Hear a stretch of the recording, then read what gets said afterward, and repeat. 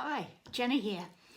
Today we're going to talk about tea bags, believe it or not. It's actually a bokashi subject.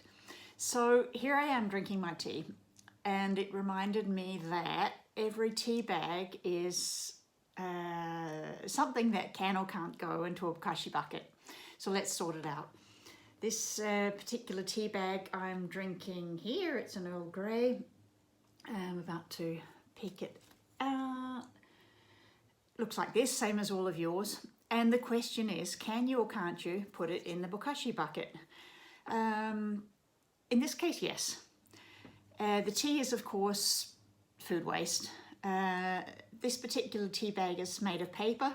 The cotton is composts. The little label is made of paper.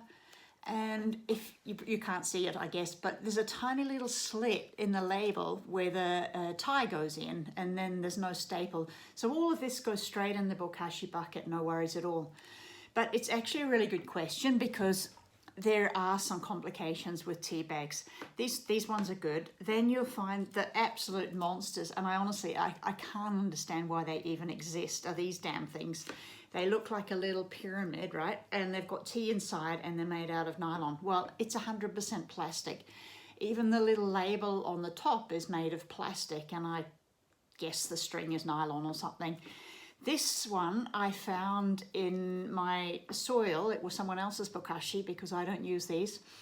And this is what it looked like after, a year or two or something like that. It's clean and nice, and you probably could use it again, but actually it's been in the soil for that long. So the tea is not composting because it can't get out. The plastic is just plastic and it's going to be there forever. And it may or may not break up into microplastics. So if you or your friends are using these little pyramid things, just skip it. It's really crazy.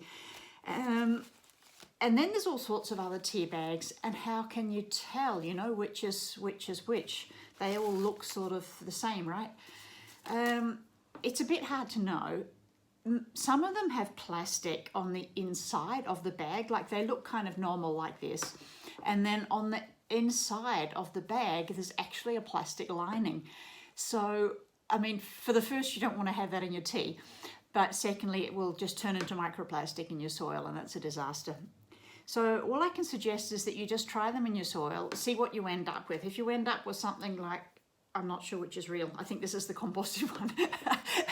If you end up with something like this, change brand, Otherwise, you could probably read up on the brands a little bit, or you could try soaking it for such a long time that the paper or the organic material just disintegrates and you end up with whatever is left. So think twice about tea bags. The little metal staples that sometimes you get, these ones don't have them, but sometimes you get a tiny little metal staple. That you don't have to worry about.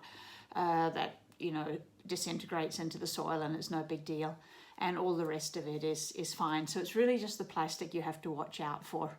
Or maybe just buy like loose tea, the tea leaves separate, and use them in a teapot and skip all of this nonsense.